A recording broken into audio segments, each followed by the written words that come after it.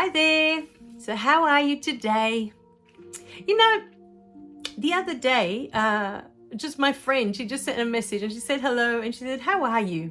They were the first two things that she said in her message that she left. And I just felt this, when she said, how are you? So that's why I thought I'd include it in all the videos now. How are you? How are you feeling? How are the videos making you feel? Are you feeling more empowered? Are you feeling more like the love that you truly are? In this video, I wanted to share something that came up in my previous channel that I thought was so important to share so that you can start thinking outside the box today. Yeah, we're trying to think outside the box. So in this video, I wanted to share some light on being bullied, right? Especially for those of you out there who were bullied in your childhood, especially at school or high school, right? If you were one of those people that were bullied. One day, I was at a gym in the city. I was 21 by now. 24. I'm trying to think. 21, I was still in South America. Okay, so 24. I'm at the gym. I was back in Australia. I just started this new job and there was a gym around the corner. I'm on the treadmill going for it. And this young man walks up to me and he asked me, did you go to such and such school? And I said, yeah. And I thought, it's just picking me up, like pickup line. And then he started going into this whole explanation of he remembered me and all of this, from school. And I was like, oh, that's nice, And for the life of me, I couldn't remember him, But he had come much later at school.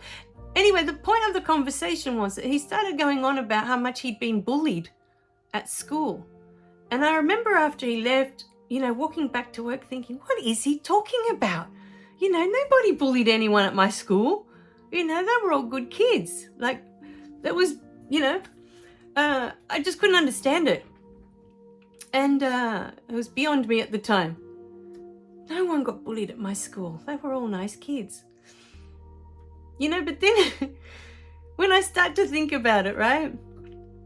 All through school, I spent all my time in the library, my whole primary school. Until I got to high school, I didn't make any friends. I didn't see the point. I would spend my whole time in the library reading because I wanted to learn. I wanted to understand this world. I wanted to know how this all works. I wanted to know everything I could about the world. I was so fascinated and so obsessed with this world. Everything, the clouds, how do the clouds form? How does it rain? Why does it rain? Like all of it. My mind was always on questions like that. I didn't have time to be out there looking at, so that was probably the first reason. I was always in my own little world, Now, having said that, being in my own little world, I'm going to describe to you what I looked like when I was going through primary school, just to give you an idea. This is going somewhere, so stay with me for a minute. I'll see if I can dig up an old photo, but I don't know if I've got any at the moment to show you what I actually look like, if I could post it up there so you can have a good giggle.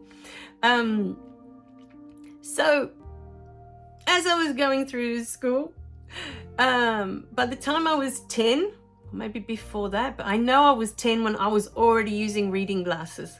I was reading that much. I'd worn my eyes out.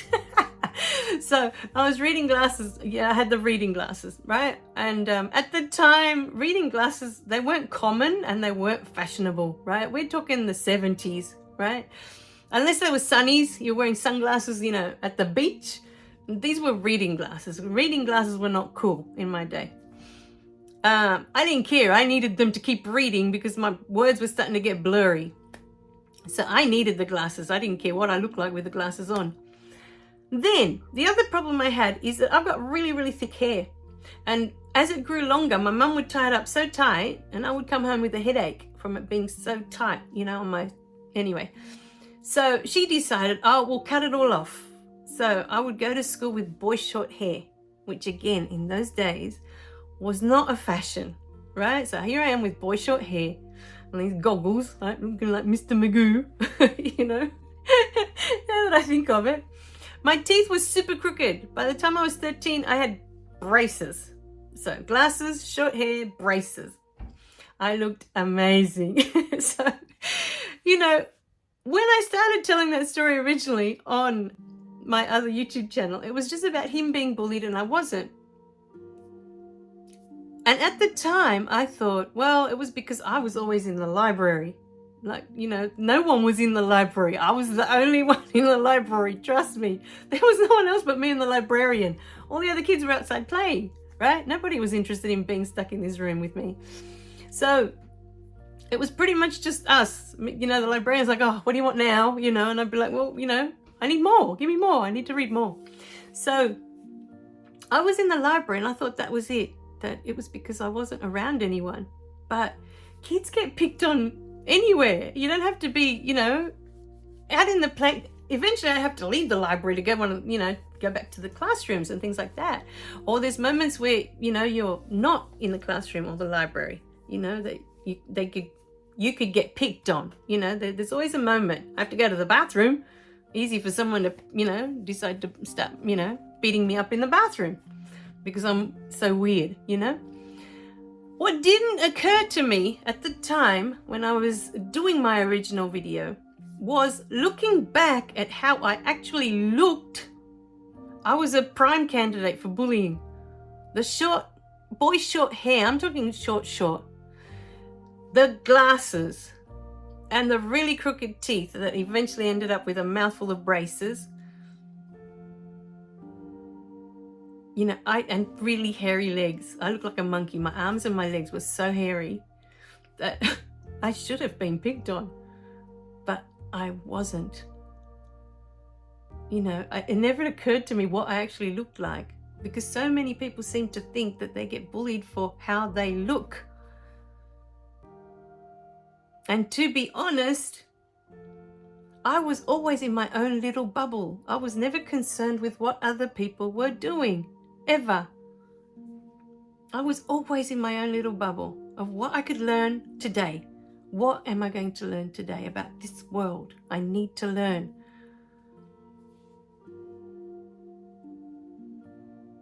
So I put it to you today. If you were one of these people that was bullied in school, in high school, whenever, I want you to really, really think back to the thoughts that you had about yourself. What were you focusing on at the time? What were you focusing on before the bullying or during the bullying or any of it? What were you focusing on? Because I know for me, I didn't have any time to focus on anything that didn't have to do with learning about this world. I had no time for anything else. There was no other thoughts in my head but what can I learn today? And then I would be fascinated with what I'd learned today. What can I learn tomorrow? What can I learn? And yet I was the biggest geek ever at school. You couldn't have asked for more geeky. And we're talking 70s. Where it wasn't a thing, it wasn't a fashion, it wasn't the cool thing. I was the only one that looked like that. I don't think there was anyone else with glasses in my classroom.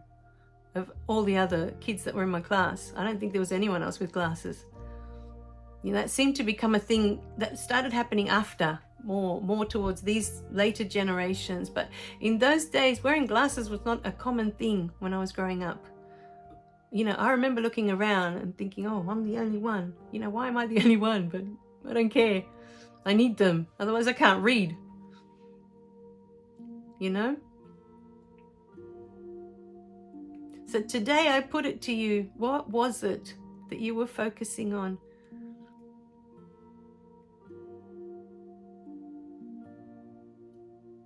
Have a really good think. What were your thoughts about yourself at the time? Were you not good enough in some way? Were you not worthy in some way? And then what happens is we go out into the world, and remember, I've said this so many times now, we are energy, and we emit that energy. It's like a frequency, like a radio station that goes out and attracts all these people that are on that frequency. are looking out for that frequency.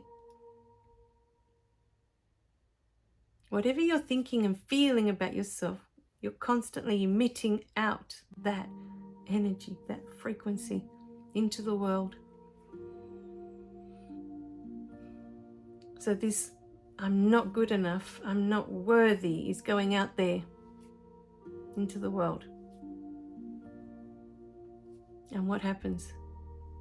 It attracts others that are going to make you feel not worthy, feel not good enough, because that's the frequency that you're emitting from yourself. I'm not good enough and I'm not worthy.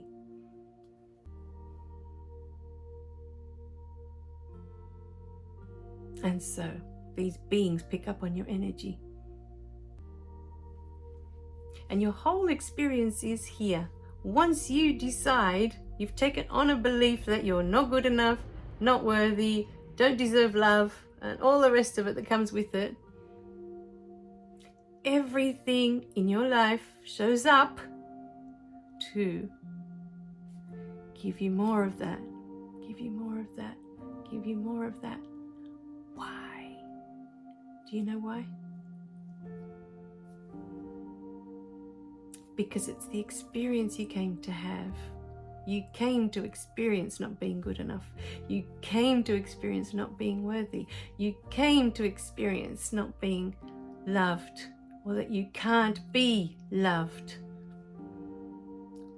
And as you emit this energy, all these beautiful beings around you will show up to give you more of that and give you more of that, because that's the experience you came to have. And the moment you realize that, that's what's been happening the whole time, that everything around you is loving you back to you. It's loving you back to you. That's the whole point. To the you that you left behind when you got rejected in your childhood. The you that you left behind, the love that you are, you left it behind. They're trying to show you that yes, you are worthy. Yes, you are good enough. Yes, you do deserve. And it's not that you deserve love. They're trying to remind you that you are love. Not you are loved. Notice I never say that. I say you are love. You are this beautiful energy that is in everything. The energy of love that gives you life in every moment. That beautiful breath that comes into you. Feel that love, because that is what you are made of. How can you be unworthy of something you are made of? How is that possible? It's like the ocean saying, I'm not wet. But it's made of water. That's what you're saying. You're the ocean and you're saying, I'm not wet. But you're made of water. Of course you're wet. You're made of love. Is what you are. And all these experiences of not being worthy, of not being good enough, of not deserving, they're just your human experiences that you came to have. They're not who you are. The moment you realize that, your energy will change. The energy that you send out will change. The moment you start to remember, I am love. I am the love. The one and only. And you can exchange that word, the word love. I am life. I am spirit. I am God. I am the universe. I am whatever you want to call it. It doesn't change what it is. It's still the same energy that gives life to everything out there, that gives you life, that gives you your breath.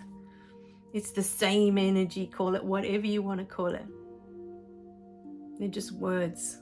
It doesn't change what it is. You are that. Even if you've forgotten. Right, my darlings? You are love. Above all, you are love. I am love. Say that to yourself and see how that feels. I am love. L-O-V-E. I am the love. I am the love. I am the universe having a human experience. And this universe is in everything. It's in everybody.